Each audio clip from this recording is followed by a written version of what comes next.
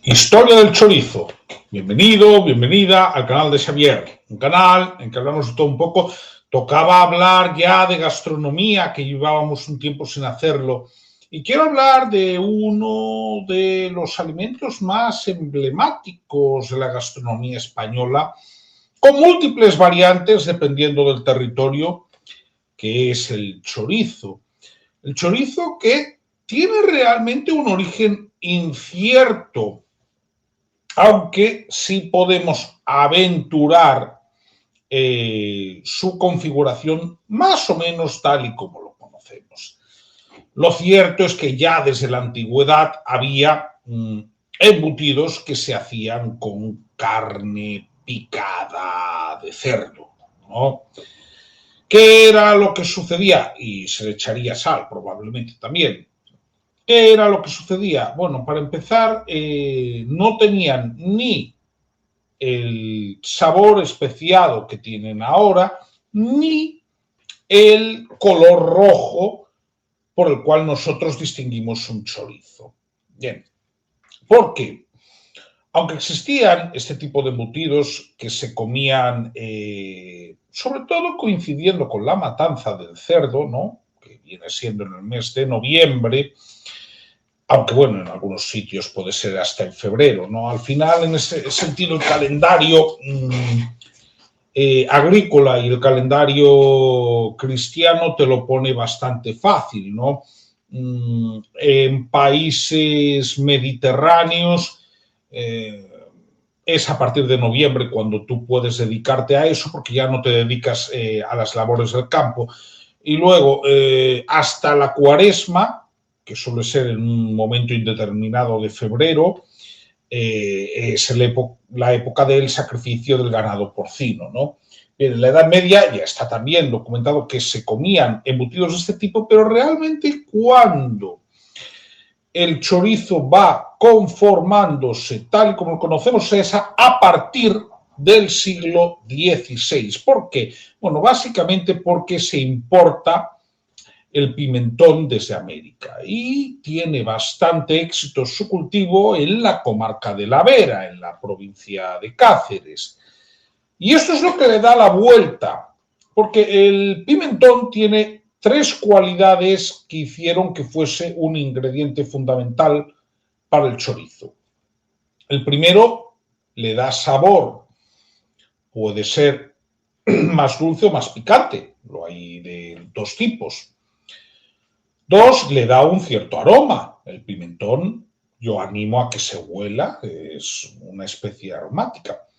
Y en tercer lugar, tiene un elemento conservante. Y ese es un punto muy importante. Recordemos que en esta época no hay refrigeración tal y como la conocemos hoy en día, que para conservar alimentos se utiliza, por ejemplo, la sal, y el pimentón tiene ese elemento de conservación, ¿no? Por lo tanto, casaba muy bien y no tiene que extrañarnos que se popularizase su uso, hasta el punto de que se empezó a utilizar en el siglo XVI, pero podemos señalar que en la segunda mitad del siglo XVII ya estaba generalizado para hacer chorizo.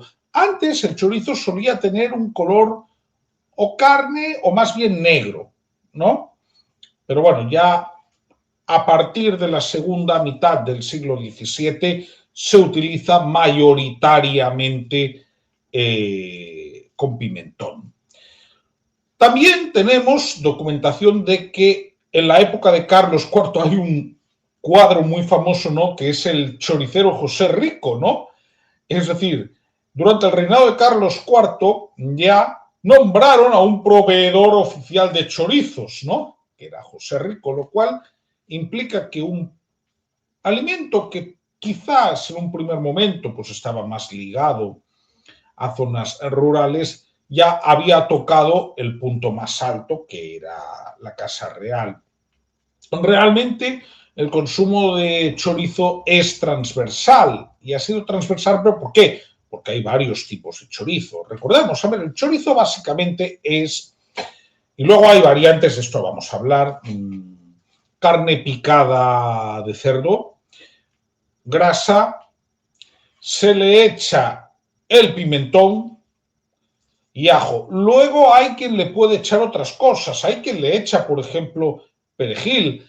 Hay quien le ha echado incluso un poquito de vino u otras especias. Es decir, no tiene por qué ser únicamente la receta que yo he dicho de ajo, pimentón y carne de cerdo. No. Lo que sí es necesario es que esté embutido, ¿de acuerdo? Y embutido puede estar tradicionalmente en tripa de cerdo o en intestino delgado, más bien ahora mismo la tripa suele ser sintética la mayoría de las veces, ¿no? Luego, variantes que había, pues por ejemplo el chorizo cebollero, ¿no? Que solía ser más grueso, ¿no? Y llevaba cebolla. Luego, el chorizo puede ser más fresco o más curado. En España, normalmente el chorizo pues, suele curarse, ¿no? Unos días o semanas, dependiendo del caso. Puede o no estar ahumado, ¿no? Depende del caso. Eso sí, salvo casos muy concretos, ¿no? Como pueden ser ciertos chorizos que hay en Canarias, que incluso se pueden utilizar para untar. Lo normal en España es que el chorizo sea curado. Hay algunas excepciones no tan duras, no tan consistentes, como puede ser, por ejemplo, la chistorra, ¿no? De la cual hice un vídeo en su día. Pero, por ejemplo, nosotros cuando hablamos de un chorizo parrillero, ¿no? Le llamamos muchas veces chorizo criollo, ¿no? Y ese es un chorizo fresco que está pensado precisamente para asar en la parrilla. En España, un chorizo tal y como lo conocemos nosotros es un embutido curado, que puede ser más o menos curado, ¿no? Que la carne puede ser de mayor o menor calidad. Por eso, por ejemplo, existe el chorizo ibérico, por la materia prima que se utiliza, ¿no? Esto es muy importante. Es decir, luego hay variantes el chorizo. Puede ser más o menos picante dependiendo del lugar, ¿no? Este es un punto muy importante porque hay lugares que tienen una indicación geográfica, por ejemplo, que tienen que ser de una determinada manera. Pero, en cualquier caso, un chorizo, digamos, español normalmente es fácilmente reconocible, ¿no? Ya digo, cualquier español distingue un chorizo de una chistorra. Aunque quiero recordar que chistorra viene del euskera chistor, que quiere decir chorizo. Sí, pero es fácilmente distinguible. Lo que entendemos como chorizo en España, y debo decir que en Portugal también, es embutido, curado, de color rojo, ¿de acuerdo? Y algo duro al comer. Una chistorra, cualquiera que lo haya comido sabe que es más blanda. Un chorizo parrillero o chorizo criollo también es bastante más blando, ¿no? Lo cierto es que el chorizo también, al ser un producto de matanza, es muy común consumirlo en zonas rurales, aunque ahora mismo se consume en todos los ámbitos y, como he dicho antes, es transversal, lo consumen todas las clases sociales y ha servido para hacer distintas recetas, por ejemplo, tablas de embutidos, por ejemplo, macarrones con chorizo, que es un clásico ahora mismo para el menú del día, ¿no? Es muy curioso, cuando quieres comer un tema que tenga algo de sabor, pues le puedes echar chorizo si comes carne, ¿no? Y el chorizo, además, ya digo, puede hacerse en taquitos, en rodajas. La verdad es que es muy agradecido y no me extraña que haya tenido y tenga esta popularidad. Pues bien, espero haber podido comentar algo interesante. Nunca nos iremos a la cama sin saber nada nuevo, o eso espero. Y nada, si te ha gustado este vídeo, ya sabes lo que puedes hacer. Comenta, comparte, dale al me gusta o suscríbete. Venga, un saludo y nos vemos en el próximo.